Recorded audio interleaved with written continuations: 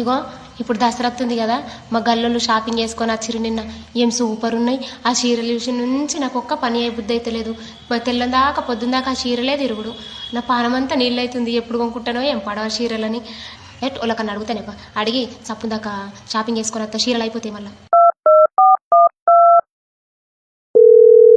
Hello Gangu, యాడున్నవే? అబ్బా పోరి, మా గల్లోళ్ళందరు నిన్న షాపింగ్ చేసిర్రే, లో గమ్మతున్నాయే. తెల్లందాక నిద్ర కూడా పట్టలేనే, చీరలే కలలచ్చుడు. అబ్బా పోదామే. అబ్బరే పోదాం ఎట్లనే వేసి. ఇగో నా దగ్గర ఒక్క రూపాయి లేవు, నువ్వే ఒక 2000 తీసుకురా సరేనా? పోదాం ఎట్లనే. ఇగో నీ దగ్గర లేకుంటే వేరేళ్ళకన్నా అడుగుని రేపు పోదాం.